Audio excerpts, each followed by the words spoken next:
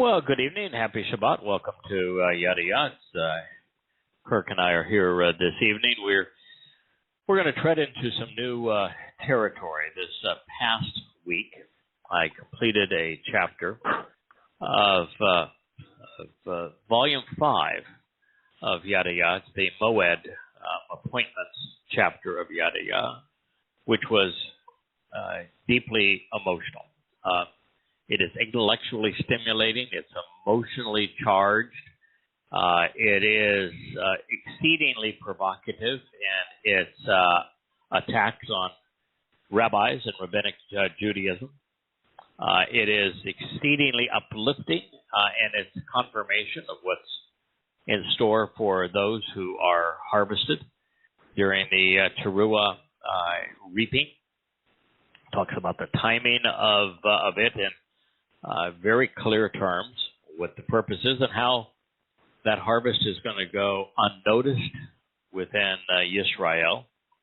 But it is it's not just that it speaks of what we are doing here. In some places in a business-like manner, and others very emotionally. But it also is the most aggressive we have seen Yahowah and his opposition to rabbinic Judaism and to rabbis.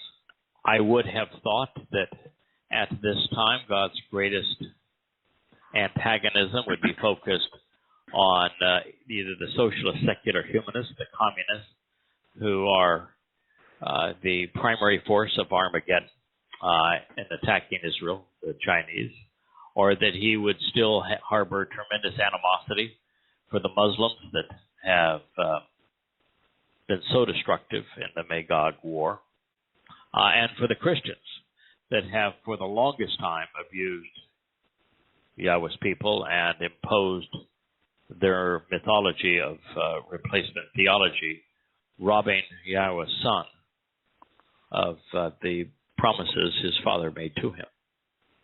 But that's not the case. This is a full-blown attack by God on the very people who smugly say that they speak for God, the rabbis. You've now had a chance to read it, Kirk, and I think your initial reaction was it was about as moving and as emotional as anything you've read since we began this. I began it 20 years ago. You're at about a decade ago. About 13 or maybe even 14 years now. But I remember I was so stunned by Yada Yahweh within the first reading. By the time I got through in 2 weeks, I couldn't say Jesus. I couldn't say Lord. I didn't know what. My whole world was turned upside down. I said, fine. And Terry was the same. And we were just going up. Every time I'd read a chapter, I would have these, emotional swings. And mostly positive, but some of them rather sad. But this was like that, and I haven't really, this was just like that. I just went, wow. I just kept going, wow. Yeah. I don't know how to explain it. It was one of the interesting things that I came to recognize as was writing this chapter is that the thing that I had thought would be a burden, which is to go back, we've written, 15,000 pages of material. And I thought that going back and rewriting it, doing all new translations, all new commentary, would be a burden, and it would slow the process of learning because we were learning so much as we were going through the Psalms and writing coming home. To take off 2 years and to go back to the beginning, start all over again, that was a lot. And what I found out is that instead of it being a slowing down the learning process, that actually accelerated it. The things that I had missed the first time through were just so extraordinary that I didn't think that that anything could be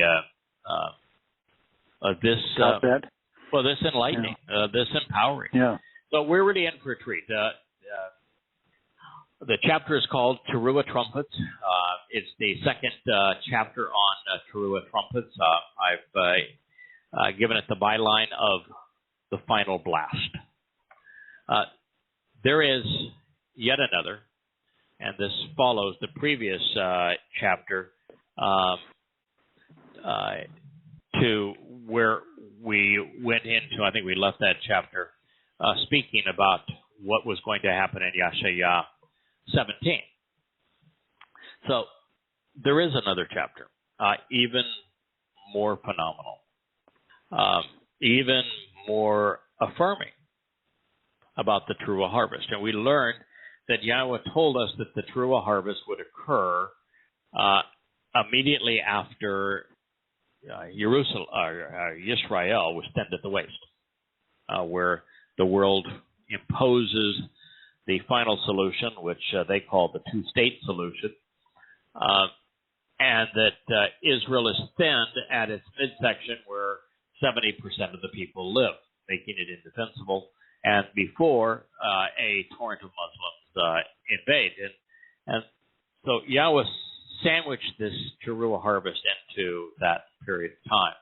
And when we study the 55th and 56th, even the 57th chapter of Yahshua, we find that the prophet is even more definitive regarding this timing. He sets the stage, as Yahshua always does, placing the harvest of souls into the context of its time. And I think that's essential because this is the only mikra where we do not know a date certain for its fulfillment. Mm-hmm. We have, in our previous observations, deduced it down to one of four possibilities. It's either going to occur on Towrah in 2026, 2027, 2028, or 2029.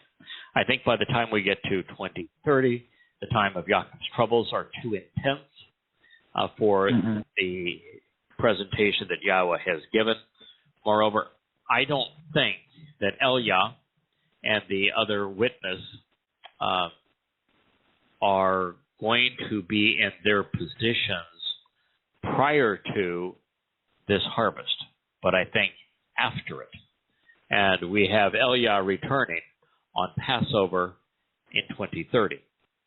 So I think that the full extreme of time that this could possibly take place would be on Towrah in 2029. That would be, I think, well after, at least 2 to 3 years after, the final solution is imposed on Israel with the thinning of the country at its waist by forfeiting the terrorist enclave of Gaza. But I am a fan, and this is something unique about what we do. Well, the conditions we will experience post-Towrah will be vastly superior to what we're experiencing now. My preference is to be here as long as is absolutely possible.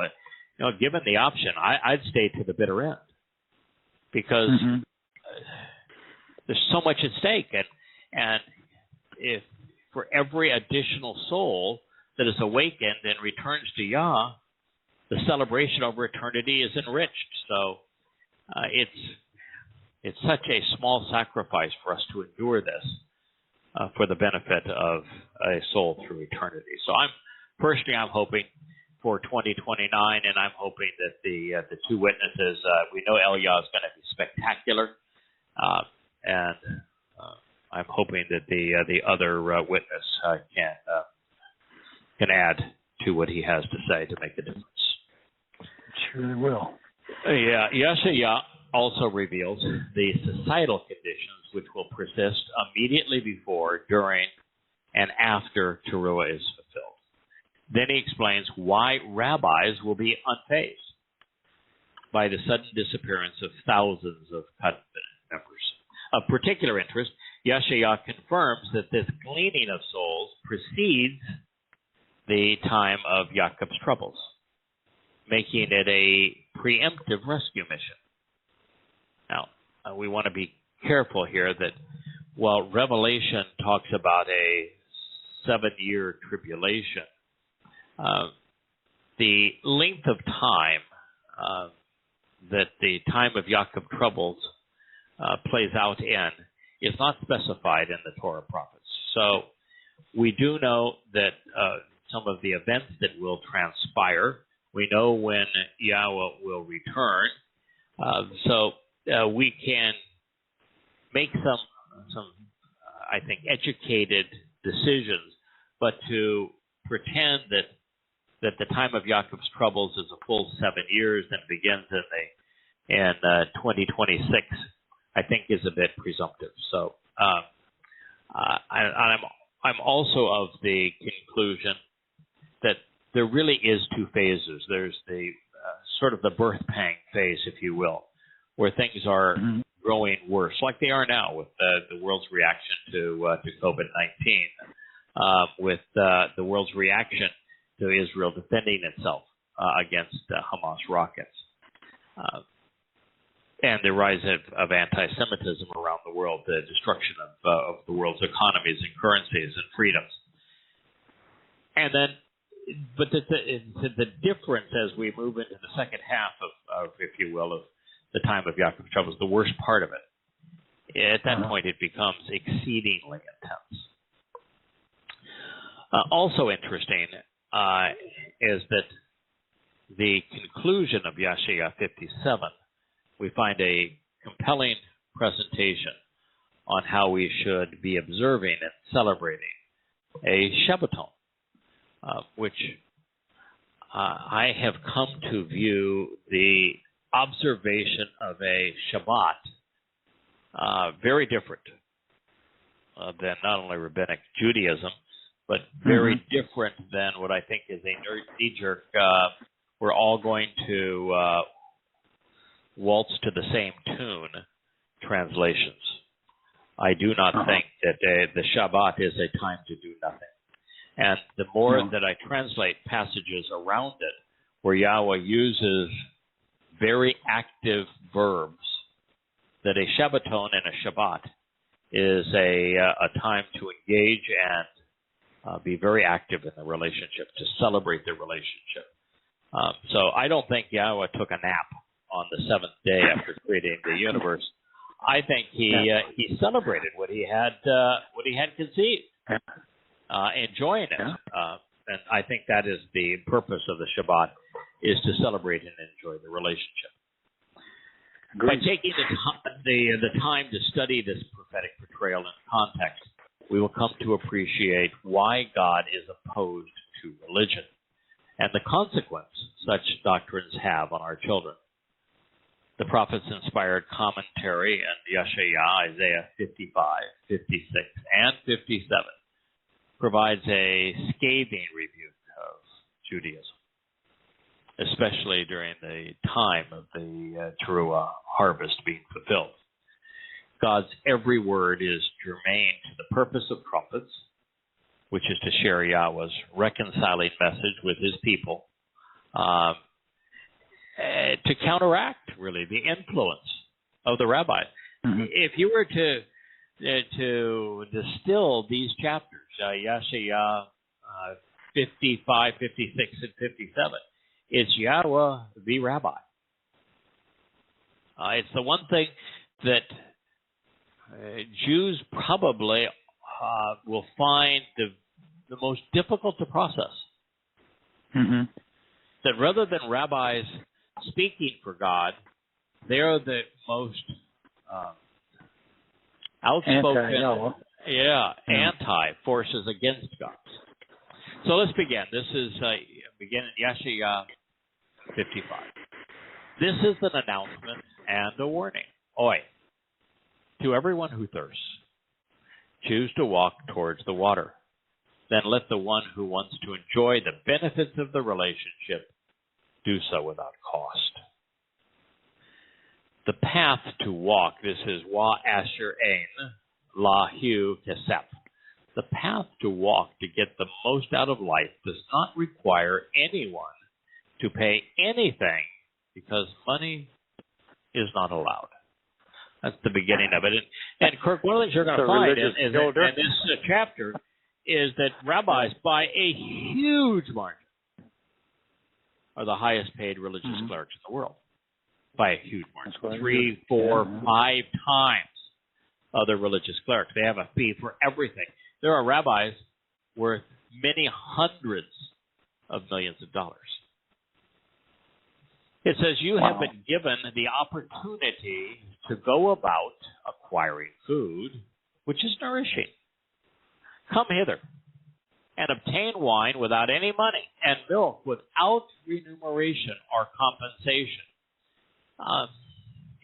Unless you really understand the greedy nature of rabbis, their money-grubbing attitude. They have the Israeli government pay them. Their education is paid by the Israeli government. They're paid not to work. They negotiated all manner of exceedingly greedy things under Netanyahu. Well, I spoke favorably of Netanyahu because I thought that he understood the geopolitical consequence of Islam, was willing to stand up against it. The only way that Netanyahu became prime minister was by bribing the religious parties. He was not very religious himself, to his credit, but his coalition in the parliamentary system required the ultra-Orthodox Hasidic Jews. And the only way that the Hasidic Jews support anyone, because they don't support Israel, they don't fight for Israel, they don't support Israel, is that you bribe them.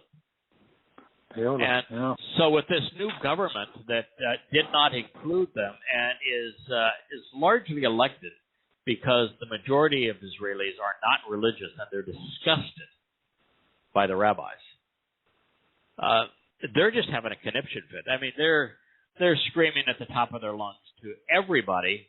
And the fact of the matter is that this new government realizes the rabbis are a net drain, a net liability on the country. And so by starting this out by saying, what I'm offering is free and it's nurturing, and by contrast, what the rabbis are offering, they charge a ridiculous fee for, and you're getting nothing but poison in return.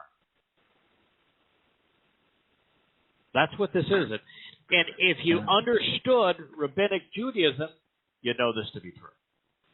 But God does understand it, and he is disgusted by it. Come hither, obtain wine without any money, and milk without remuneration or compensation. The rabbis have this high fee if you've spilled some milk in your kitchen because, it's you're breaking Jewish religious code if milk is mixed with anything else in your kitchen because of the one line which they have extrapolated to just ridiculously about don't boil a kid in his mother's milk. Well, they've taken that to an extreme and made a religion out of it, and with their religion, a way to charge people ridiculous fees for coming into the house, not cleaning it, but blessing it and saying, okay, you're okay now. You can use your kitchen.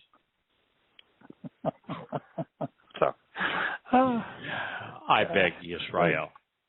I beg you, stop enriching the rabbis. You have been paid to rob them of your soul, all while Yahowah continues to freely offer eternal life. His words are nourishing and satisfying, and they pay dividends. Wine, bread, and milk represent Pesach, Matzah, and Bekurim, providing the means to prolong life, being perfected, and our adoption. They are all offered without remuneration, and there is nothing more valuable.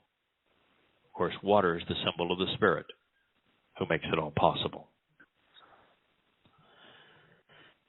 So why do you spend continually paying out money for that which is not actually bread, such that your labor is not satisfying and produces nothing of lasting value?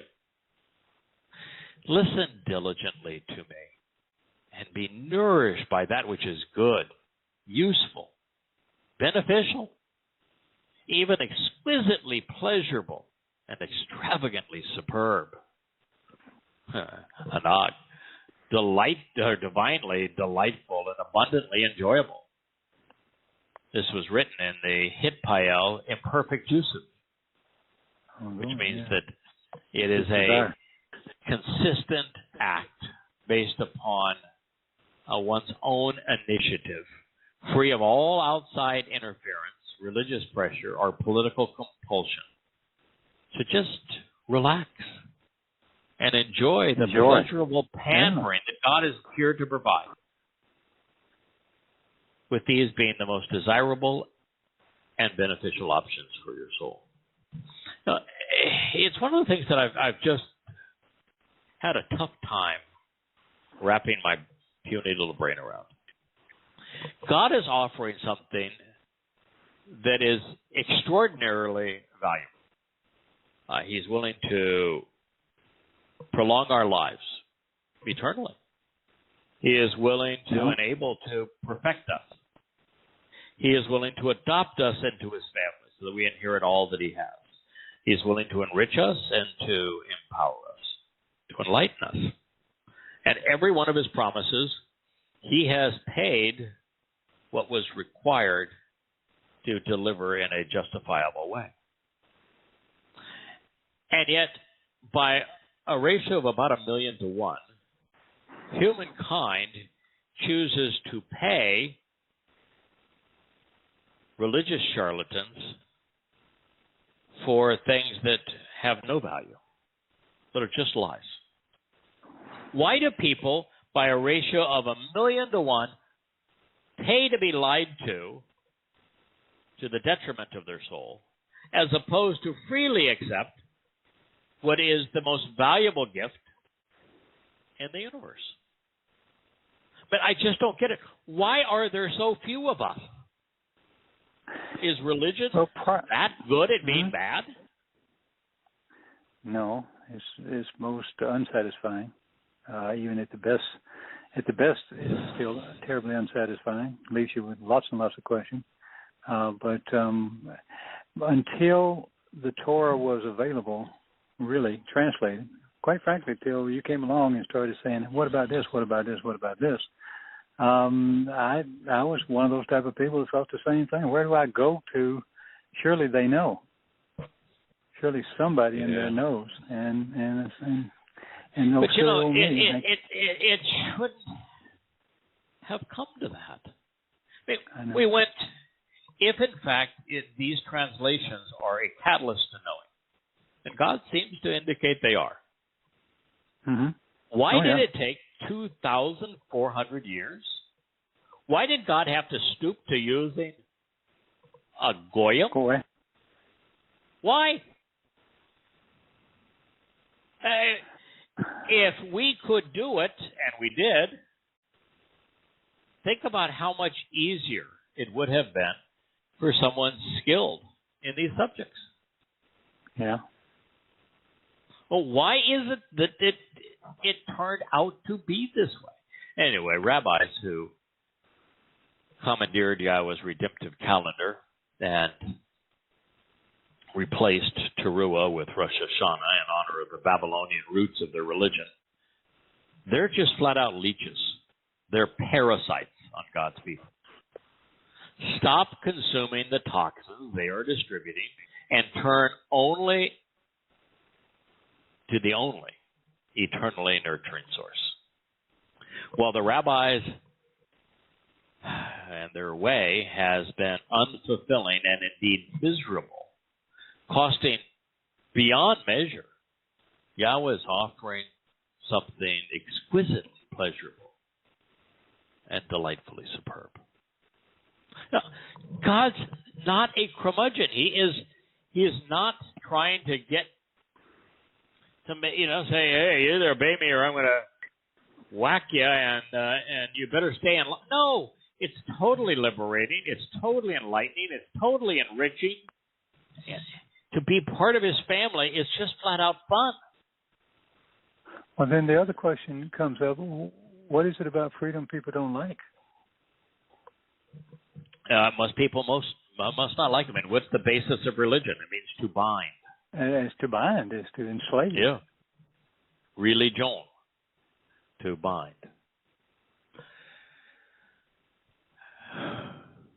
So, what do you have to lose apart from your impoverishing, archaic religion to give Yahweh's approach a try?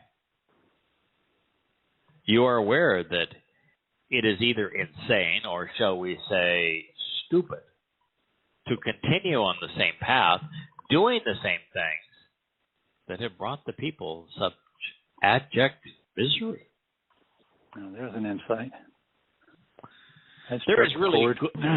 Yeah, God's got some good advice, especially recognizing that the path to Yahowah and to eternal life is through the Moed Mikra, making this known so that it is heard around the world.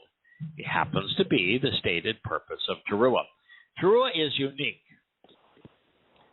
Towrah is us. Yahweh did everything to fulfill Pesach. Our only requirement is to attend. He did everything to fulfill Matzah. Our only requirement is to capitalize. Yahweh has done everything to enable our adoption on Bikurim. All we have to do is accept. And it is the set-apart spirit of Yahweh who is enriching and empowering and enlightening us on Shabuah. Yeah. Towrah is the first time that we get to do something. Towrah is about capitalizing on all of that so that we do what we're doing now. And by the way, you know, the last two programs, I have become exceedingly vocal, blunt, in your face, you're here, uncompromising. And guess what Yahweh says about Towrah? Don't spare your throat. Engage full blast. Give them both barrels. Tell them the truth. Be bold. Be blunt. Being subtle hasn't worked these past 2,400 years. But God says, listen, you became so daggone irritating, I withdrew. And then when I withdrew, you thought you could play God. And so that obviously didn't work. So God is saying, now, give them both barrels. So that's what we're doing. And if you don't like it, complain to Yah. He says, incline your ear. That means listen carefully and walk to me. Choose to actually listen so that your soul may continue to exist. Then I will cut you into establishing for you the everlasting covenant, which was affirmed and verified with unremitting love and unfailing devotion for Dod. Kirk, you've been part of this now for 13 years. I've been doing it now for almost 21. This single statement, Yashayah, Yahweh delivers, Isaiah 55:3, is a summation of what I've come to know, what I've come to love, what I've come to share. This is it, folks. When I translated this verse, I was just motionless for a better part of, well, for me, motionless for me. I'm kind of an eager beaver. Motionless for me is probably 30 seconds of sitting there with my jaw on the desktop. That's a long time for me. I was blown away by this. I'd say of the things that I have encountered along the way, this sounds like a really simple statement, but of the things I've encountered along the way, this is probably the second most impactful. The most impactful happens to be later in this chapter. Why do you say so? Because how many times have I said that Yahweh has established a means to know Him, to engage in a relationship with Him, to be reconciled so that we can live forever with Him, and that everything that He has done is based on a very simple approach. And it all begins with, listen to me. And so God says, incline your ear. That is the Hiphil imperfect. Take note of your own free will. and walk to me. Then move in my direction of your own volition. Call imperative. Choose to actually listen so that your soul may continue to exist. Corollary. You don't listen to me. You choose to listen to the rabbis. You choose to listen to the priest. You choose to listen to the pastor. You choose to listen to the imam. You choose to listen to your political party leaders, to your professor, to your community, to your culture, and you're going to die. Now, that's not such a bad thing. It's the natural end of life. But if you want your soul to survive your mortality, there's only one way for that to occur. Listen to Yahweh. Choose to actually listen, washama, hear this, call imperative, so that your soul may continue to exist. Wahaya nefesh atem. Call imperfect Joseph. Joseph is third person volition. Your soul is presented in third person. You are second person. Your soul is third person. This should be the desire of your soul, to continue to exist. If it is, real simple means to accomplish that. Listen to Yahweh. Now, it's not just that your soul will continue to exist. This is the thing about religion that always drives me crazy. Because you want to be saved? Saved to what? Okay, continue to exist. That's a really good thing. Where? Under what conditions? If you don't know where or what conditions, you may continue to exist in Sheol, which is a black hole, which is an eternal prison. Not a very good option. Your soul continuing to exist is only good if it's existing within the covenant. So what does God says? Choose to actually listen so that your soul may continue to exist. Then I will cut you into establishing for you the everlasting covenant. That's great. Because if you're eternally living in the covenant, that's God's family. Yep. You're his sons and daughters. This is the ultimate opportunity. As part of the covenant, God's been really clear. There's 5 benefits: eternal life, perfection, spiritual perfection, being adopted, being enriched, being empowered, living forever in his family, in his home. I will cut you into establishing for you the everlasting covenant. Now, the last part of this is why I've devoted a year, and I'll have another year as part of a wonderful team of people rewriting these books.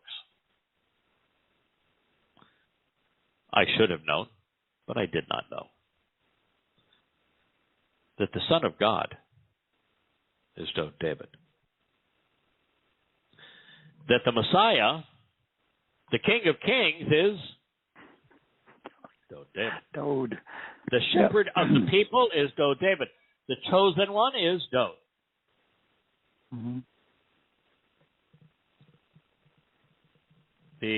It's provable. Individual who's coming back to protect his people, to lead his people, is David. And so it wasn't until I began to write Coming Home and I was confronted by things like Yeshaya 9, where I began to translate what was supposed to be the prophecy of prophecies proclaiming the arrival of Jesus. Come to find out, it doesn't speak of him at all. It speaks entirely of David. And then I went to the prophecy I guess it was the first prophecy I ever translated, to Samuel 7. And it doesn't speak of Jesus either, but of David. And then I found out that, there isn't a single place in the entirety of the Torah, prophets, and Psalms, not one where Yosha is mentioned by name. Not one. And Dod is mentioned by name well over 1,000 times. There's only one individual who's mentioned more often than Dod, and it's not Moshe. That's his father. Yeah, it's Yahweh. Yahweh's one, Dod's two. Yeah. But once you understand that Dod is the exemplar of the covenant, you want to understand the covenant? Look at Dod. Was Dod perfect? No. No, hardly. Was Dod devoted to his father? Yes. Absolutely. Was Dod brilliant? Absolutely. Did Dod sing Yahweh's praises? You betcha. Dod was involved in the things that Yahweh loved. And so Yahweh chose Dod. He called Dod his son. He said, I am his father. He is my firstborn. He's going to get the lion's share of the inheritance. And so once we saw that as we were translating the early chapters of Yada, and then as we got into the Psalms and we started translating the first 20 Mizmor, and included Mizmor like the 89th, and they're all focused on Yahweh's love for this man, at some point you've got to say, wait a minute. He's the central figure in human history. It's no wonder that there are 6,000 years of human history from the garden to the garden, and he is absolutely in the dead center of it. Right? Yeah. And so my gosh. This is the guy, and what we came to realize is that Yahweh wants us to pay attention to Dod because he is the perfect example of what Yahweh is trying to accomplish with the rest of us. And so, what does this say? I will cut you into establishing for you the everlasting covenant, which was affirmed and verified with unremitting love and unfailing devotion for Dod. I'm going to take just one quick moment. I'll be right back. Certainly. Leah? I have a confession to make, but my wife's not handy here. But before we started the show, I had a air handler that began leaking in my master bedroom ceiling, and I'm trying to pull together the team to resolve it while we're doing the show. So I apologize for the distraction. And here we are in such a powerful place. I will cut you into establishing for you the everlasting covenant, which was affirmed and verified amon, confirmed and enduring, made dependable and steadfast, chesed, with unremitting love and unfailing devotion, genuine affection and steadfast favoritism, loyalty born out of a sense of natural support and mutual support for Dod, the beloved. David. Your decision regarding the words you are listening to will determine the fate of your soul. Whether it is extinguished as a flickering flame blown out by the religious, or whether it grows to become nearly as brilliant as Dod. If we were to condense Yahweh's Torah and covenant into a single thought, it would be Dod. He is the Son of God. He is the chosen one and the firstborn, the shepherd and the king of his people. He is a prophet and a psalmist. He is the branch from which all things grow. The anointed one as the Messiah, the one immersed in the Spirit as an eternal witness. Dod is the Word of God. He is the example we're asked to follow. May I interject one quick thing? Sure. Just in regards to that, when you buffeted that with the 89th Psalm, which you translated a long time ago, he basically says that if all these things that I'm promising, all the ones that you just listed, are not true, then I'm a liar. So he put it out on the line. He said, "This is it." Right. Yeah, he's put himself on the line. Yeah. He's a proud father, and you ain't kidding. Starting with Paul, robbed Dode of every promise so they could artificially create a new God. They turned the Passover lamb into the Christian God. And they did so by raping Dode of every benefit Yahweh has ascribed to him. That is the basis but the Passover, of the replacement Passover theology. lamb that does. I was just going to say the Passover lamb that doesn't die is not a Passover lamb. Correct. You can't raise him up. No. So, let it be known. Yahweh is offering to do for us what he did for Dode. Yahweh is offering to do for us what he did for him. All we have to do is listen. Behold, pay attention, because surely I bestowed him, Nathan, you. I offered him as a gift, and I enabled him to be an enduring witness. Ed, as a source of everlasting testimony from Ud, someone who bears witness to that which is affirming and who will return to restore. To the people of every ethnicity and culture. Just 1 second, I'm going to take a quick break. Okay. Justin, who is our air conditioning guy, just called. You could call him back and let him know what you have done. Dode is an extraordinary individual. So here is God amplifying what he has just said, explaining what we have come to know. Behold, I bestowed him, Dode, David, as an enduring witness, as a source of everlasting testimony, which is affirming, and who will return to restore to the people of every ethnicity and culture, Leom, to the nations of the world, no matter how antiquated or misled, to a strange people. This appears to be a compound of law and lo, which would be not and family, Not family, yeah. Not family. An authorized leader publicly promoting the truth.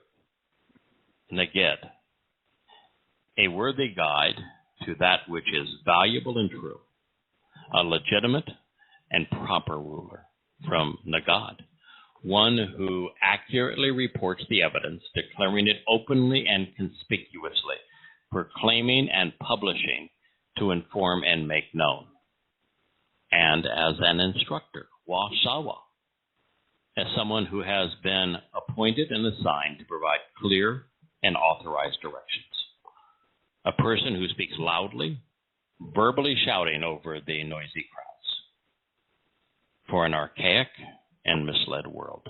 Leon. Yashayah, Isaiah 55:4. Kirk, and for all those who are listening, I've been doing this a long time. And I am certain that there's a lot of things that I have said over this long period of time that you say, well, yeah, it's an assumption that he's made. And okay, he's maybe entitled to his assumption. He's been doing this a long time and studied a lot. And maybe there's some validity to his assumption, but let's take it with a grain of salt. This is the core of what I've been saying. This goes right to the heart of the message of Yada Yahweh. God is affirming precisely what we have been communicating. And keep in mind, this is radically different than what anyone else is saying. This is the opposite of what's being said in Rabbinic Judaism. It's the opposite of what's being said in Christianity. It's the opposite of what's being said in Islam. It's the opposite of what's being communicated by socialist secular humanists. I don't think there is another person alive today, or anyone over the past 2,400 years, who is saying what this affirms, except what we are doing here. It's right here. The recognition that who's the only person that's been named? David. Behold, God is saying, I bestowed him as a gift, as an enduring and restoring witness. So, I would like you to tell me, please, what Yosha, the Christian Jesus, wrote. Could you please read the sum total of what he has written to us as a witness? Oh, there's nothing written. No. No. As a matter of fact, if you were to go to court and you were to say, well, these people say that he said this, you'd be laughed out of that courtroom. Yeah. Not a single one of them was there, and it's all hearsay. Uh-huh. With Dode, what do we have? We have more personally written material than any other person who spoke for God. We have, Hebrew. yes, 100 Mizmor in Hebrew, 25 Mashal Proverbs in Hebrew, and we have them retained in the Dead Sea Scrolls at a quantity that exceeds anything else in the Torah, Prophets, and Psalms. There are more of Dode's Psalms in the Qumran collection than anything else, including even Yahshua, the prophet we're reading. Mm-hmm. Because Dode didn't speak of Yahshua, but Yahshua sure as heck spoke of Dode. Yes. It is Dode's witness that we should be paying attention to. It's Dode in the 119th Psalm that told us how to observe the Torah. It's Dode that explained the relationship between a shepherd and the sheep. It's Dode that explained the creation of the world. It's Dode that explained precisely how Yahweh fulfilled Pesach, Matzah, B'Korim. Dode is the living exemplar of the covenant. He is the ultimate witness. Well, if you believe God. I bestowed him as an enduring witness. Yeah, Yeshua is my man. Boy, do I love Yeshua. God never says I bestowed him as an enduring witness. To the people of every ethnicity and culture. There's only one of the prophets that specifically says, I'm writing for every ethnicity. That was Yirmiyah. An authorized leader publicly promoting the truth. Yirmiyah was a young, devoted prophet. Yahshua was an extraordinary prophet. In fact, his personality permeates his prophecies. Shamuel was a Shaphat judge who became a prophet. You know, we've got prophets like Zechariah and Malachi. But with Dode, he's more than just a prophet. He's an enduring witness who was also a leader, publicly promoting the truth.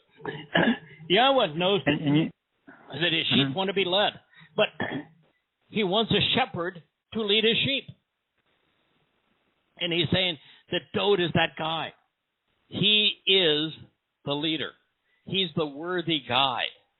And as an instructor, Now, that's how I look at Dode. I mean, Dode looked at Yahweh as his teacher, and then he became a teacher to the rest of us.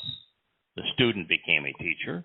We became students of what Yahweh shared through Dode, and now we, in turn, are teachers to those willing to listen to what Yahweh and Dode had to say. Dode had to say, yeah. So Dode is a leader. He's an instructor. He is a witness. And according to this, he is also the embodiment of God's love in the covenant. For who? A misled world. I know no one wants to hear this, but sometimes it has to be said. I told you so. There have been a number of epiphany moments in my life. Foremost among them occurred several years ago. I was making a transition from observations and Isaiah to coming home in the Mizmor Psalms.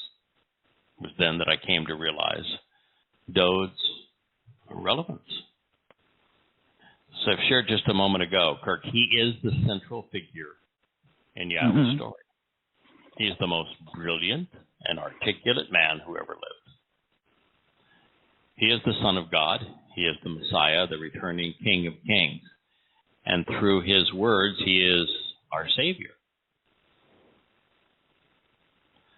Now, this means that Jews were not condemned by God for failing to recognize Jesus Christ as their Messiah or as the Son of God, because he was neither. The fate of Jews, at least up to this moment, is predicated on their failure to acknowledge Yahweh and to accept the Passover lamb. And it means that Jews ought not be looking for the arrival of an unknown Messiah to rescue them, but instead eagerly anticipating Dode's return. Of all of the prophecies which I had been deceived into believing were about Yosha, every one of them were actually written to draw our attention to the life and lyrics of Dode.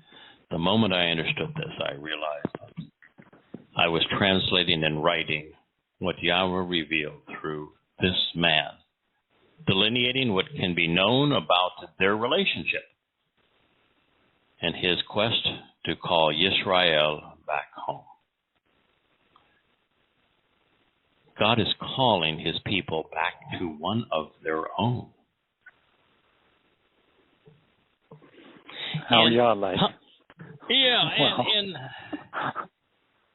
in realizing the role that Dode plays in Yahweh's story, I also, for the first time, came to realize the nature of the toxic root of Christianity. I say it a lot, and I don't know if it resonates with our listeners and readers or not. But the toxic root of Christianity is replacement theology. Every prophecy and promise Yahweh made to his Son and to his people were misappropriated, literally stolen from Dode and from Yisrael to legitimize the bogus claims of this contradictory faith. When I became aware that Shaul Paul was the plague of death, I recognized that I had to correct my commentary. To convey the truth, I would have to position Dode in the role Yahweh intended.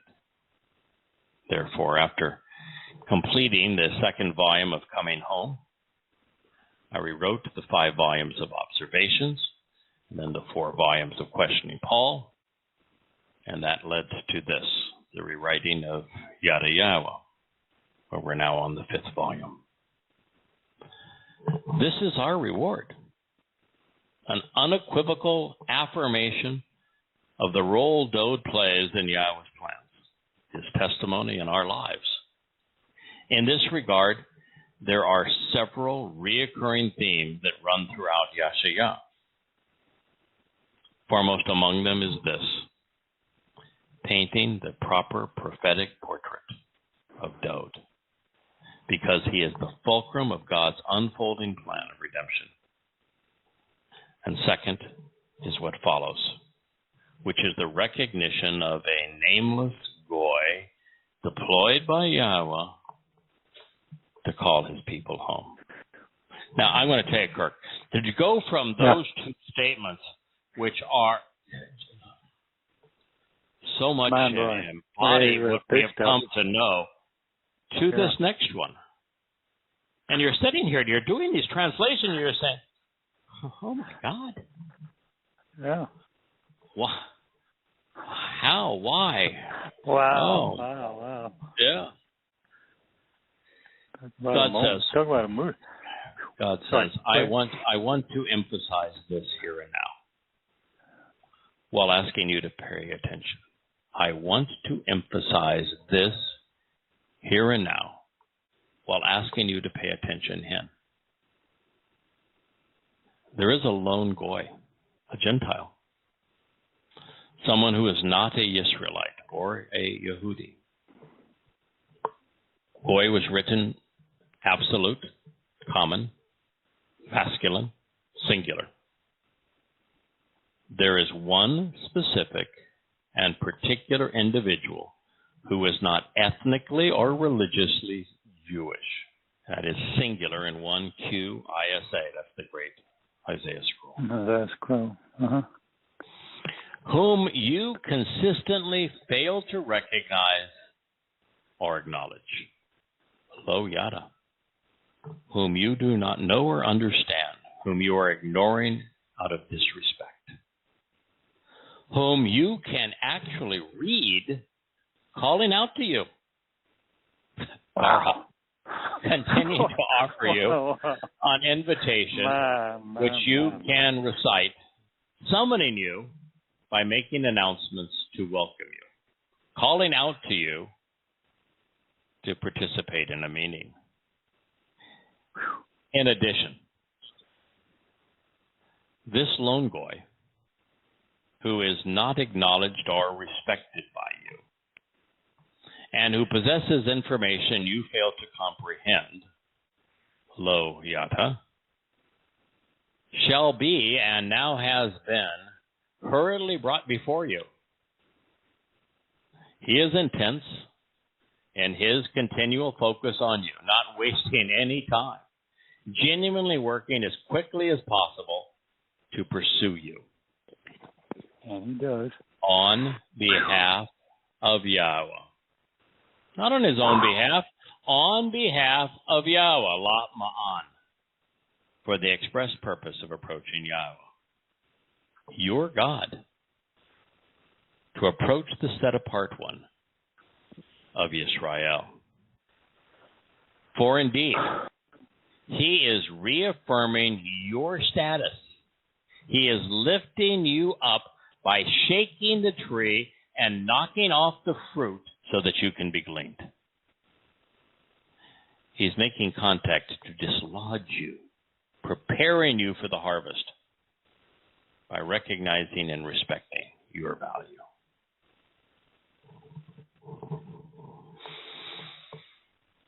Wow. That's tough to translate because, well, quite frankly, it's personal.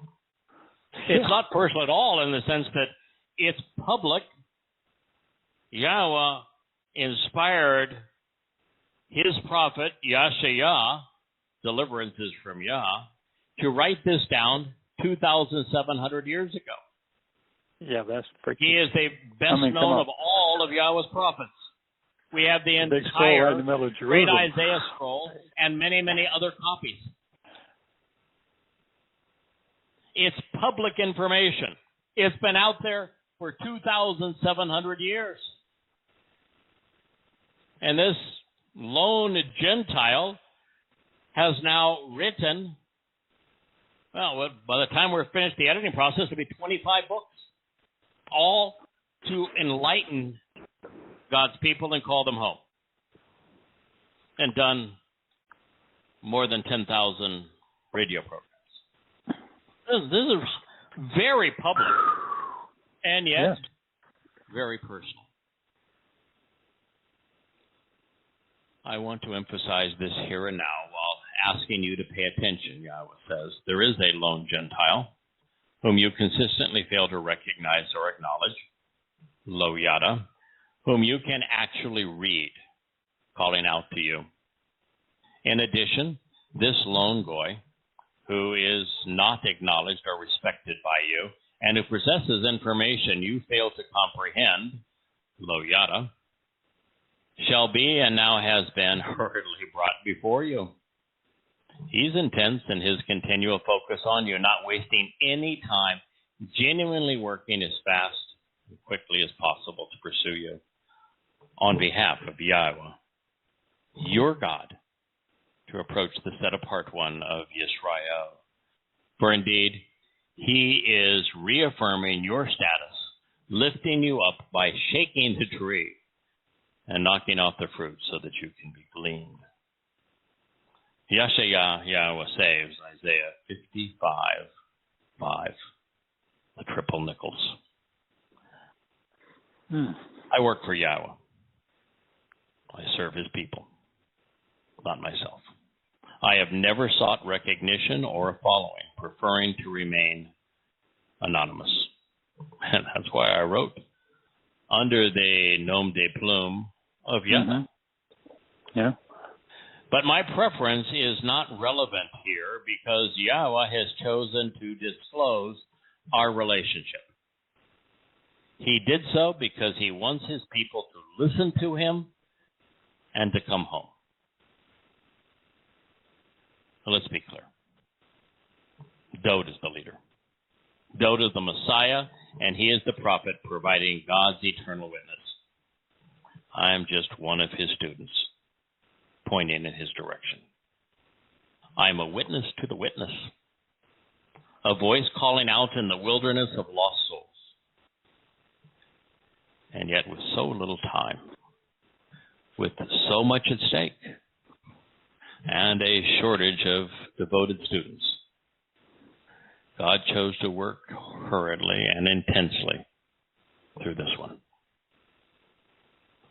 Should you want to know his qualifications, should that matter to you more than the fact he is presenting Yahweh's testimony, Yahshua conveyed his credentials in the 11th chapter of his prophetic witness. You'll find a review of it in chapter 7 of volume 4, called The Spirit of Understanding and Observations. You can go online to yadayah.com, to yadayahweh.com. Click on volume 4, The Spirit of Understanding and Observations in that chapter, and it'll take you right to it. Yahshua is an interesting character in this regard. He wants us to appreciate the value of Dowd and our relationship with Yahweh. And Yahshua realizes that while Yahweh revealed just enormous swaths of prophetic insights to him and through him, that not a single person came to know Yahweh and entered heaven during his lifetime, or for a very, very long time thereafter. And it's apparent in reading Yahshua with the amount of time he spends talking about this lone goy. He calls it choder, a sucker. A sucker is a really positive thing when you understand the nature of an olive tree. It's a new shoot that when the old stump has decayed and rotted away, it's a new shoot that comes out of that same rootstock. Straight, vertical, climbing to the light. He has a lot to say because I think that when Yahshua felt remorse, thinking that he had failed because there was no one at the door of heaven after all of his proclamations when Yahweh opened it up. I think this is Yahweh's retort saying, hey, Yahshua, I'm going to show you that it is your words, very prophecies that I'm revealing through you that are ultimately going to prevail and reconcile our relationship with Yisrael and Yehudah. Yeah. Okay, so I didn't pick the most impressive tool to do that, but just think for a moment, Yahshua, it's the power of what we're sharing together that's making this happen. It's the power of the love we feel and we manifest for Yisrael that causes this to happen. And so Yahshua was moved to speak about the role we would play in conveying his message to his people and ultimately to having many, many thousands of people, tens of thousands, standing outside of heaven's door. And so when God opens it and Yahshua gets to see them walk inside, he's going to have an entirely different response, a well-deserved response. So he wrote this so that you might seek, darash, inquire about and consult with, learn all of the information that has been made available regarding especially that which was not previously understood, caring enough to develop a relationship with Yahweh while he may still be found, while he may be experienced and encountered. Choose to call upon him while he is near. Yahweh is returning for his people. He will be here in 2033. And the God who withdrew from his people because he got disgusted by their religiosity, he is drawing near again. He is speaking to his people. He can be found. He can be known.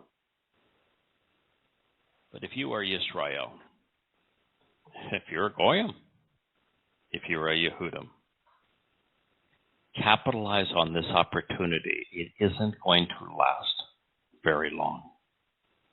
Seek Yahweh while he may be found and encountered. Choose to call upon him while he is near. Yahshua 55:6. You have very little time left to learn. And yet there's a lot to know about Yahweh, especially if you want to engage in a relationship with him. Now, as I share these words in the summer of 2021, which is year 6,000 Yah is now, 12 years away? Mm-hmm. Please do not pretend that you have that much time, because with each passing day, the truth will become ever more scarce, and accepting it more difficult. Come to know Yahweh you can. As religions develop over time and become more pervasive, as they become more fully established and integrated within a culture, it becomes increasingly difficult to find Yahweh through the maze of societal clutter. Further, when belief systems are unchecked and allowed to permeate people's minds, they preclude rational thinking and cause people to react adversely to evidence which is contrary to their faith, no matter how convincing. That is the message I was communicating here. So why wait? You have everything to gain and nothing to lose. God continues, those in violation of the standard should choose to reject their own way. And the evil and deceitful individual, his musings and thoughts, his opinions and rationale. Let him choose of his own volition to return to Yahweh, so that he may have compassion on him and love him, re-engaging in a relationship with him. And as for our God, he will actually forgive many. When Yahweh was talking about, if you listen to me, what's in store for you is not only the continued existence of your store, but I'm going to cut you into the same covenant relationship that I established with David. Mm-hmm. God is offering us all of that. He's willing to anoint us. He's willing to immerse us in His Spirit. He is wanting to have us become shepherds. He is wanting to call us sons and daughters. He is wanting to inspire us with prophetic utterances. He wants to do all of these things. He wants to make us royalty. He wants to do everything for us that He has done for Dode. And that's why Dode is such an important example.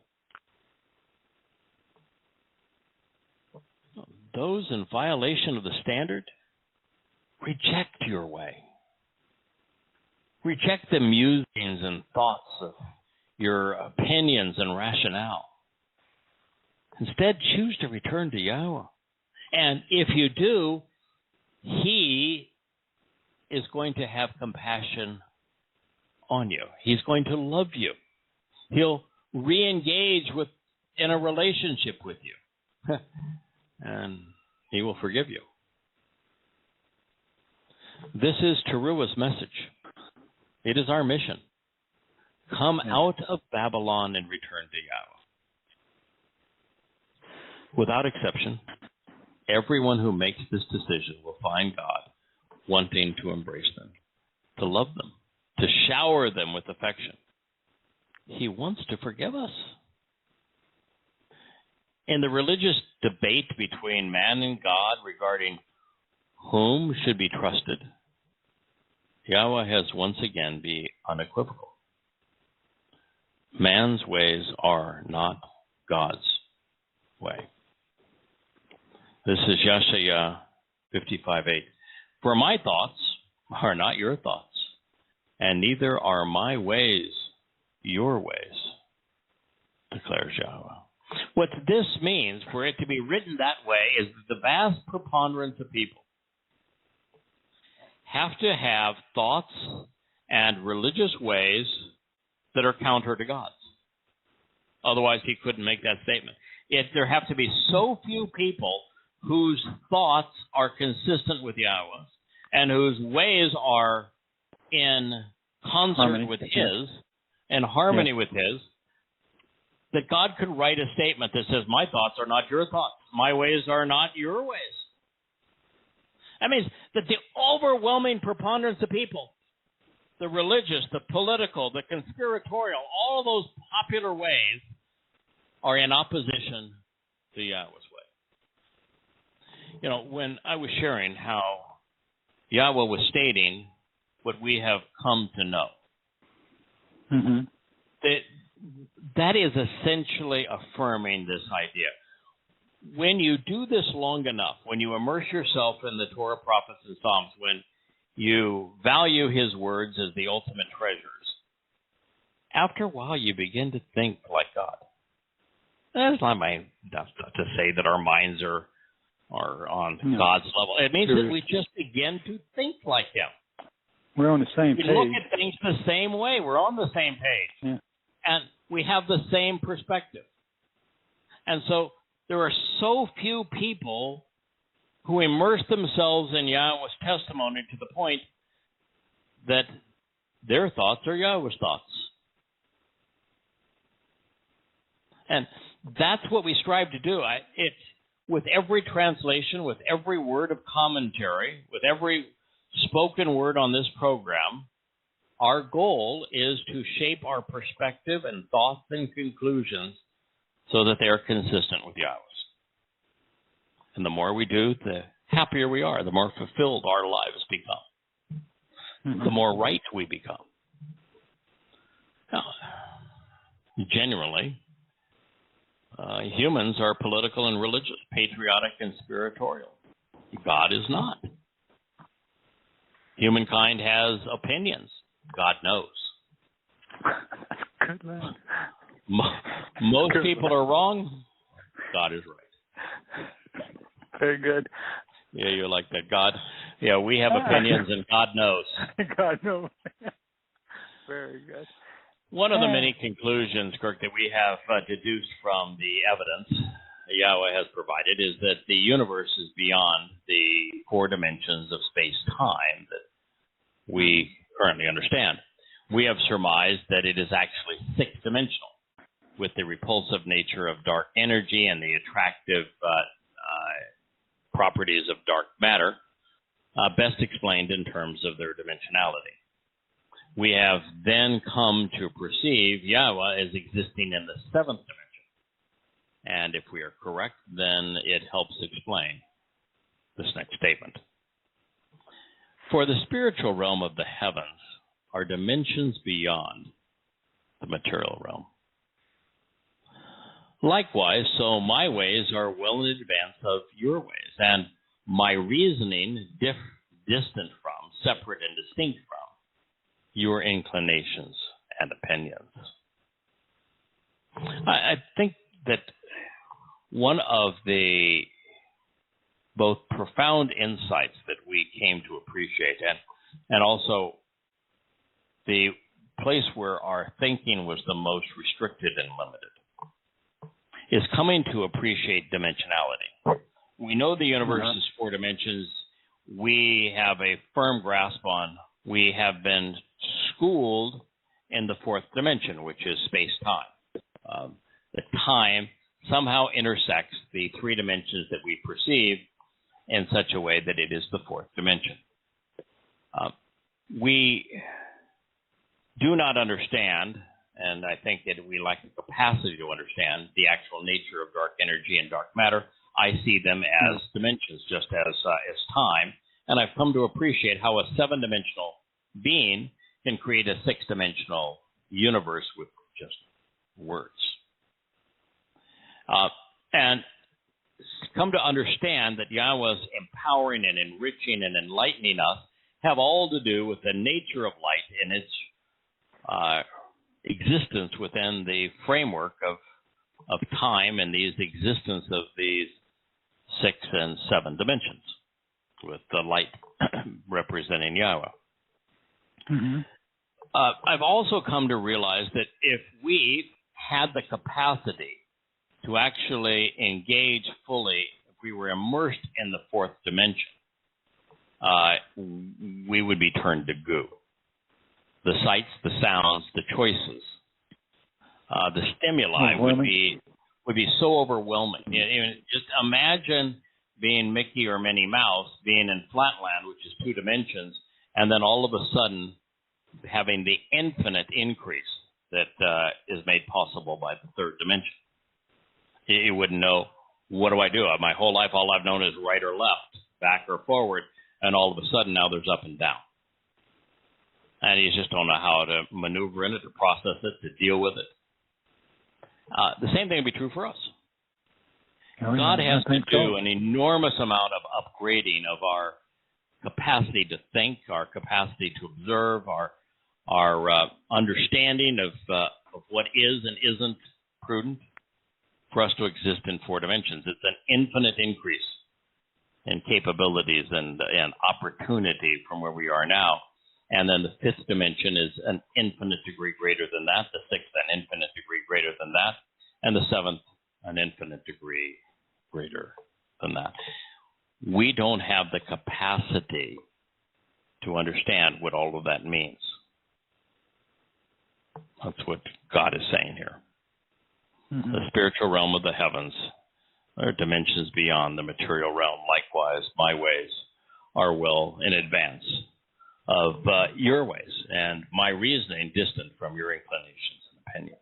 And I would certainly hope so, considering the utter insanity of the patriot and conspiracy theorists, even of the progressive mindset, especially the cancel culture that is permeating academia, critical race theory, multiculturalism, gender proliferation. You can now get a passport that says you're non-binary. The insanity of socialism, of communism, of political correctness.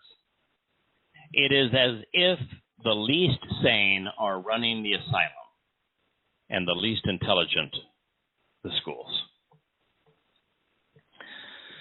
The metaphors we surmised were indicative of Yahweh pouring out his word so that so that these specific words would take root and grow. Because I think his words are seeds, and life takes root and it grows, it is nourished, it is watered. It obviously does. strives for the sun, for the light. Mm-hmm. I think a lot of it's affirmed by this next declaration. Indeed, this is, I tell you, I'm just going to read it because as I began to translate this and realized the hidden potential that was lurking in these words that had gone millennia without being disclosed, this was an extraordinary moment as well. Indeed, just as the rain, the Geshem, descends, coming down along with the snow from the sky, and they do not return there without watering and refreshing the earth, such that it conceives life, and it buds. It sprouts and grows. Give seeds to one who sows, and there is bread to eat. So shall my words be. For the benefit of the relationship, that which goes out of my mouth shall not return to me without result, without purpose, without having achieved what was expected. Without exception, it will accomplish the relational benefits which I desire, and it will succeed for the benefit of the relationship for which I extended it. Yahweh speaks of three Zeroah. Zeroah is based on Zerah, which is seed.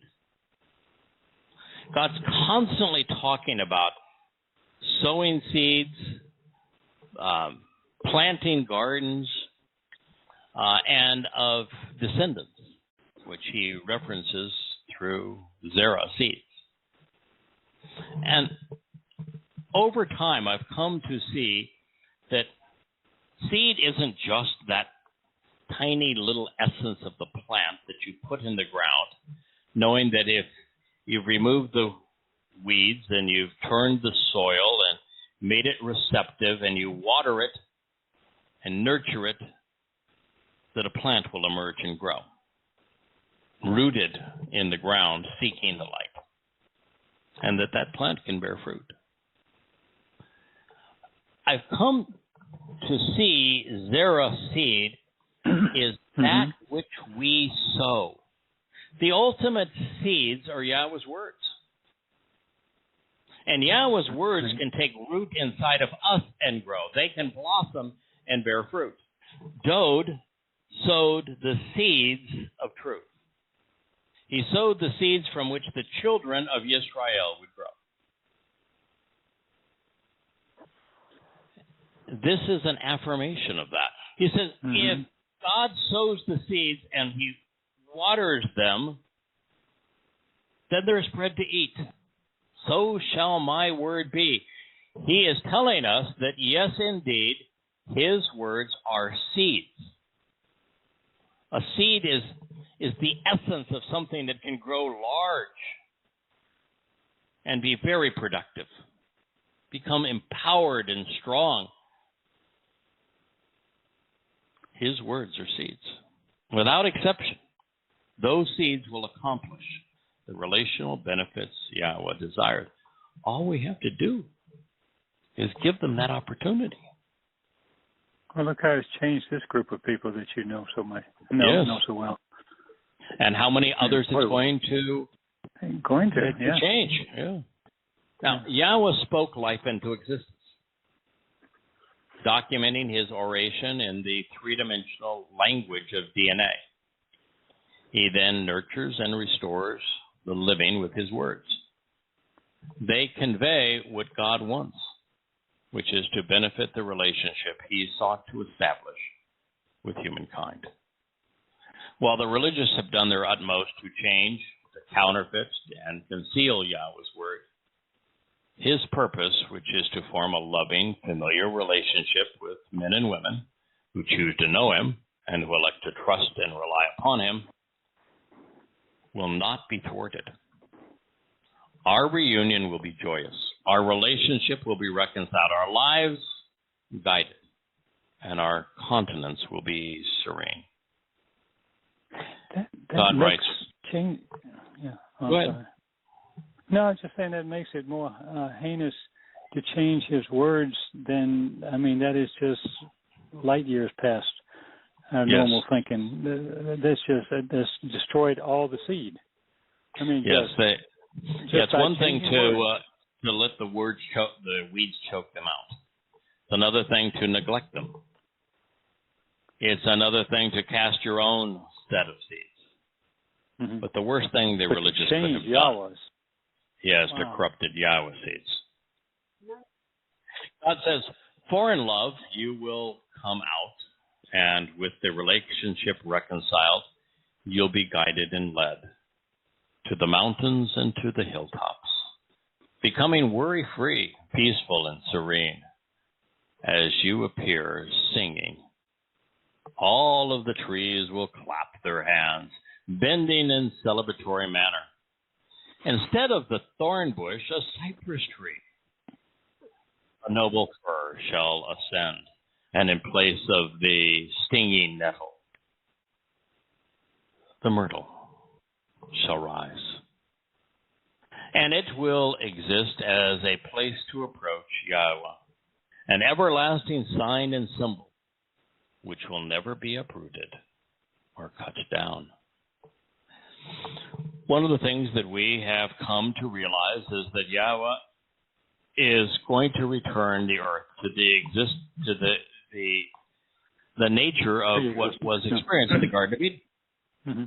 Garden of Eden is Gan Eden. Eden means joy. For in joy you will come out.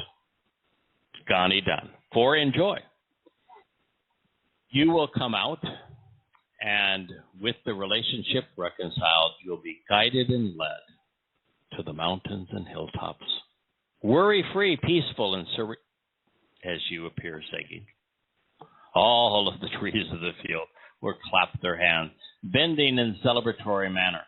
One of the great thrills of being out in nature is seeing the leaves and the branches and hearing them in the wind, mm-hmm.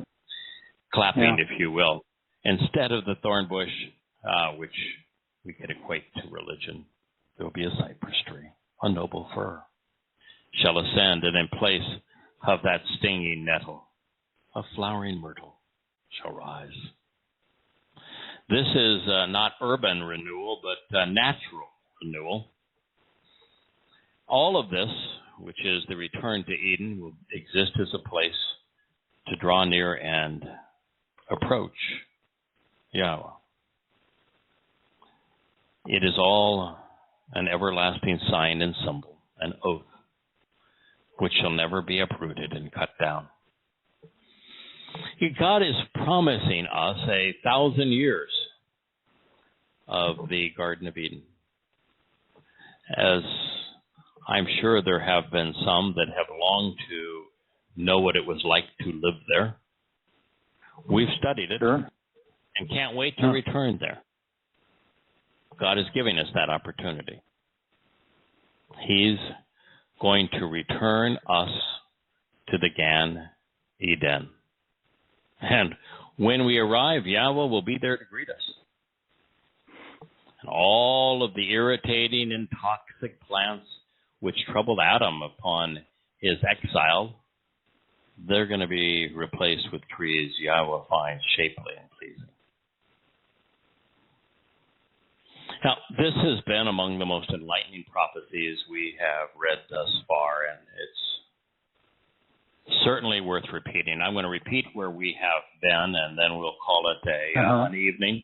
Call it a night. And we'll pick this up next week because it's big stuff.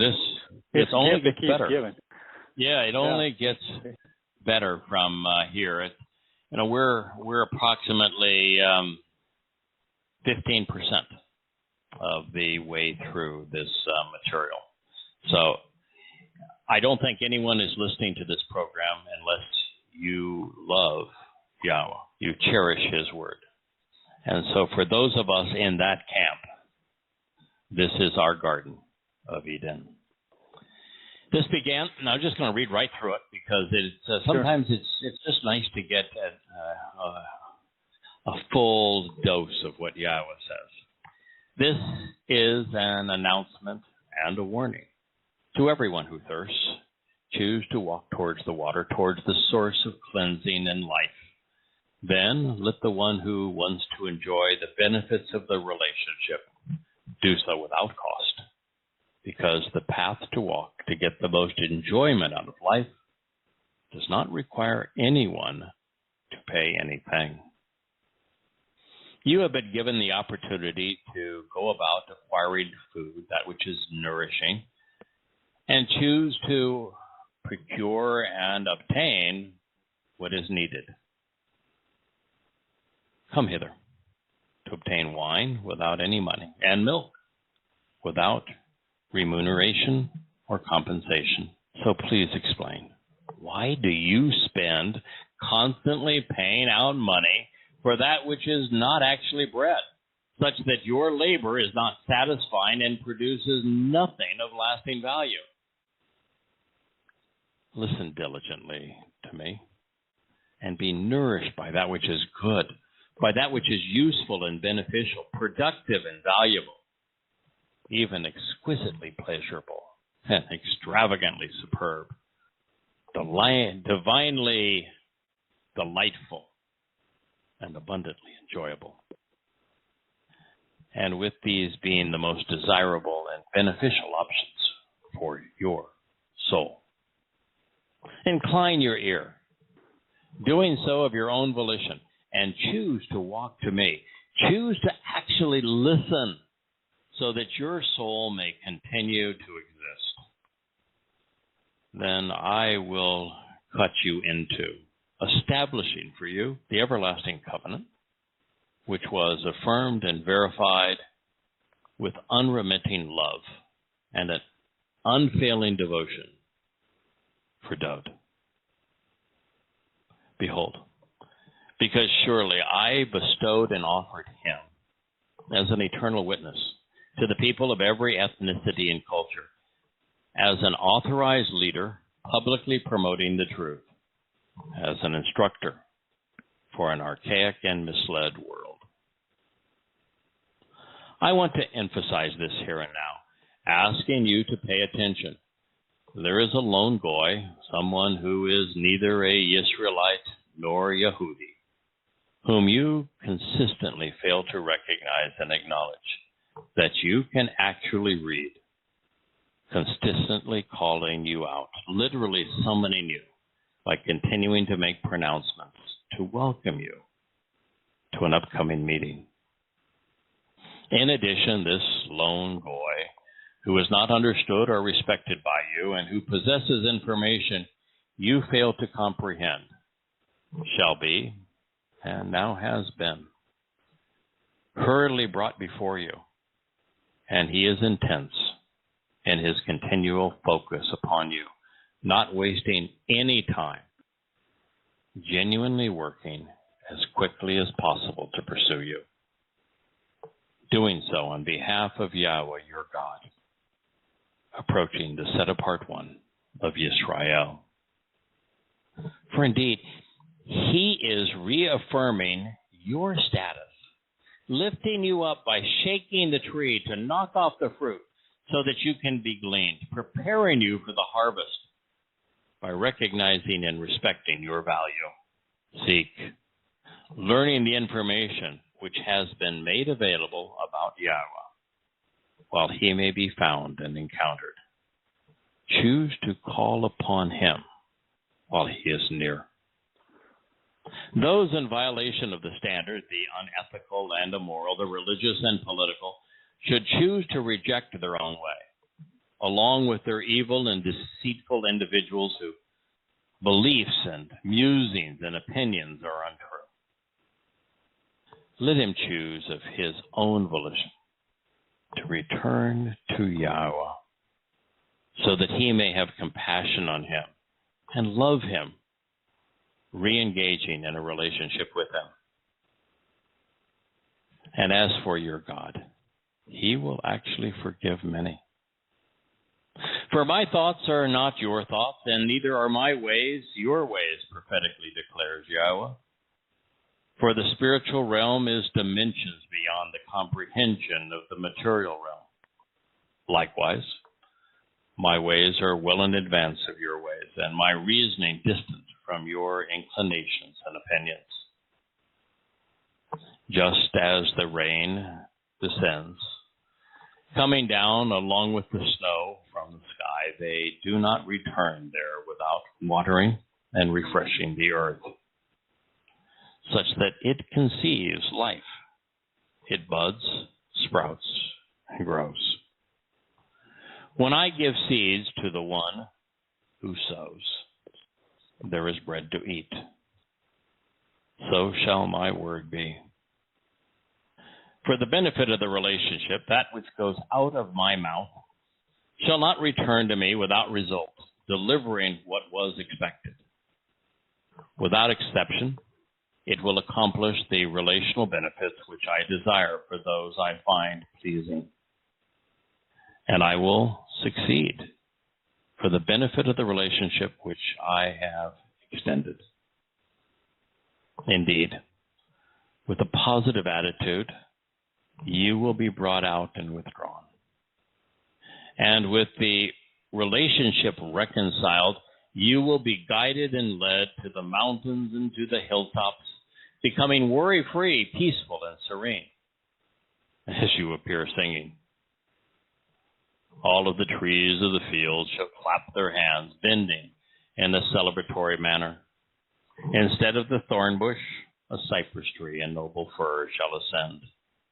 And in place of the stinging nettle, a flowering myrtle shall rise. This will be a place to approach Yahweh, an everlasting sign and symbol, which shall never be uprooted or cut down. Yada Yahweh frees, liberates, and saves.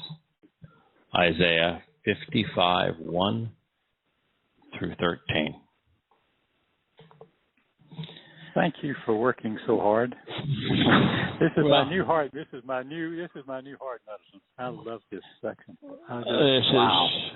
And I'm blown away. As I don't think, Kirk, in all the time we've done this, I've been as moved as I was by Isaiah 55 until I translated Isaiah 56. And in Yahshua 56, and I don't know what's going to happen as we approach next week, but I can tell you that there were sections of it that I read to my wife 3 or 4 times, and even the third and fourth time, I was so choked up, tears flowing from my eyes, I just couldn't continue to read it. No, I get it. I really get it.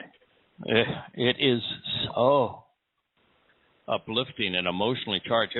That Yahweh talks at one time about upon his return, how during the day of reconciliations, his people mourn for him as one would mourn for a firstborn child. And you realize this is the most extraordinary day in Yahweh's long existence. He is an eternal being, and yet the single most joyous experience for him is the Yom Kippurim reconciliation with his people. And yet what he's saying is, we're going to be crying like babies. Yeah. There is a joy so great that you can't even think about it. You can't even talk about it without welling up in tears. And that's what's going to happen, as at least to me, as we read about what happens on this day, because Yahweh blew me away. I am expecting Yahweh to share with us his great joy at this, the highlight of his eternal existence. That's not what he said. What he said is that guy over there, that he helped bring this about. This day is as much about him as it is about all of us. It's like the father that, you know, he's got a big family, and the dunderhead of the family, it just didn't amount to much of anything. And he went off and did his own thing, and then one day the dunderhead stumbles back home, and he says, you know, Dad, I got a lot to learn. And he begins to learn from the father. He begins to be about the father's business, and he falls in love with his father. And then he realizes that, well, there's not a lot of time left, and I squandered a lot of my life. So what I'm learning now is so profound and so uplifting that the dunderhead of a child says, I need to be sharing this so that more people can experience what we're experiencing. This reunion should be so much more than me. It should be all of us. And as the dunderhead kid made a mess, you know, of his life, all of a sudden is doing the father's business in such a way that Dad's now proud. Hey, that's my kid. Look at him go. Yeah. And then when the reunion actually happens exactly as Yahowah wanted it to, he looks over and says, hey, that's my kid. Yeah. This day is special for him too. No kidding. And it's exactly as a loving father would be. You're looking at your kid and said, oh, I'm proud of him. Okay, so it was a dunderhead. That doesn't matter. He's still God's kid. And that's essentially what he says. And it's one of the most revealing moments to tell us what Yahweh is really like. And it's one of the most humbling moments as well. You know, from that point, the dunderhead kid will just become like everybody else in the family. But God's going to celebrate this too. And the thing that's interesting, Kirk, as we get into this, and you read past that section, is that that kid, as he grew up, gave birth to lots of other rather remarkable individuals who are also engaged and being recognized by Yahweh at this time. It goes from one to many as God looks out upon this covenant family, which has become so devoted to sharing what we have come to know. And it is a tribute to his nature, and it is an extraordinary moment where you read it and say, "Oh my goodness, let's redouble our efforts." And then you realize, that wait a minute, you're being thanked for something where you got 1 billion times more out of it than you put into it. Thanks for what? That's right. Thanks for growing. Thanks for benefiting. Thanks for being enlightening. What? Thanks for being enriched. Thanks for being empowered. Okay. Thank you. But that is the nature for having all the questions you have. That's the nature of our Heavenly Father. He wants to work through His children.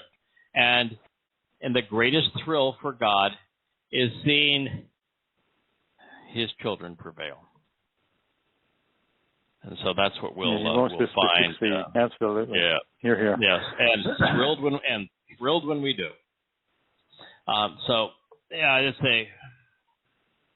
It's hard to pride ourselves away from what we were covering because it was was so profound, and it set this up so beautifully. And this is actually 2.5, almost 3 chapters removed from that material, and we will return to it. But as I was sharing this with the family, because you just can't keep this kind of stuff secret. This is headline news. Yeah, they're sharing this with the family. Everybody within the family had the same responses. Yes, it is. Everyone I talked to about this. We need to be sharing this, and so that's why we jumped ahead. Well, for those who want to catch up on everything we've done as a team over the last year, you go to YadaYah.com, YadaYahweh.com, and you'll find archives of every radio program. You'll find a bookshelf filled with, I think it's already 16 volumes. You click on any of them, read them. You can actually go directly to the Amazon site that presents the printed versions of these books. I probably have 5 or 6 sets sitting surrounding me because I view them as inspirational.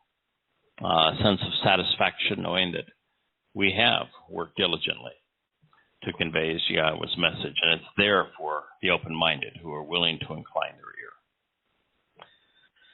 So I say thank you, Kirk. Thank you to one and all. We'd love to be with you. We'll look forward to returning to this marvelous material this time next week. And I know that Mike, because he has a copy, presented some of this in the chat room.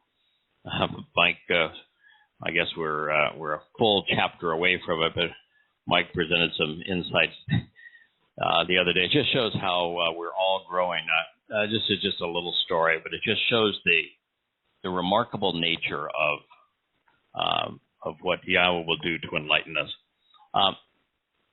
God was talking about the fact that religious Jews have gotten all misguided in a bunch of things. One of the things he talked about is their proclivity to worship trees. And I said, I think what he's talking about here, and it's a Jewish holiday, rabbinic holiday, that is the 15th of the month, one of the 4 New Year's days in rabbinic Judaism. And I didn't pay any attention to him. It's just the 15th day, and it's called the New Year of the Trees. And so I talked a little bit about what it was, and I thought that was the answer that Yahweh was driving at. And Mike says, if you look at the 2 words that the rabbinic types have used to describe the 15th day, it's not the normal approach. Normal approach to writing the 15th day is 10 plus 7. Oh, yeah. When 10 is, in Hebrew, is Yod, Yahweh's hand. And the 7 is the Hey. So you have Yah. And if you were to write it, write 15 the normal way, 10 and 7. So the rabbis wrote it as 9 and 6, just to avoid recognizing Yahweh. I'm sure there's some rabbi in there that thought they were so clever. And here it was. Mike found them and called them out. It's just a beautiful thing that what you can do when you just take the time to think about what Yahweh had shared. Even the month, shows that these Jews were. In fact, the month was the Hebrew word for scepter. And so what they had written was that they were now in control of the scepter. They were the empowered. They had become the gods, the authorized rulers. And they had taken the scepter away from Yah. And Mike caught him. Wow. Yep. Red pod.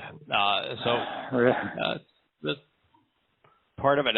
There's another, just to give you a kudo, that I'm trying to explain what these words represent and what we can learn from them. And what I recognize is there are some words that are neutral, and there's some words that are negative, and some words that are decidedly positive. And it is whether or not the letters are leaning and looking and moving in the direction of a letter that's in Yahweh's name, or are they going in the opposite direction? And we'll encounter some of those along the way. And that was something you found. I don't know what caused you to do it, but you came to the conclusion, and it's so valid that there are the majority of the letters in the Hebrew alphabet lean from right to left. The language is written right to left, and that when those letters lean or look away from a letter in Yahweh's name, it's a bad thing. And when they move towards and look towards a letter in Yahweh's name, then the word has a positive connotation. Really cool. Yeah, look at Goy. Yeah, Goy, yeah. Started out walking away from Yah. Walking away from the hand of Yah. That's exactly right. It has to pain Yahweh to have written that there was a lone Goy that did this, because he's constantly telling his people, don't go in the way of Goys. Goy is not something we should ascribe to, but as Goy, we can ascribe to being part of Yisrael, to being what it means to be Yahudah, beloved of Yah. So we, as Goy, can be part of the family when we cease being Goy and become Yisrael and Yahudah. Yes. Yeah. The problem with Yisrael and Yahudah is they've become Goy. They're acting more like the Goy, and there's some Goy that Yahweh has chosen that are acting more like the original intent of Yisrael, Yahudah. And so that is the intent of all of this. Well, I've taken a long time just to close the program. I look forward to being with you next week. Thank you so much. I appreciate your enthusiasm for the new material. It is true, as Yahweh knows, that a joy shared is magnified. And absolutely. That's what we're accomplishing with these words. May God bless you all. Happy Shabbat. Shabbat shalom. Yes. Night.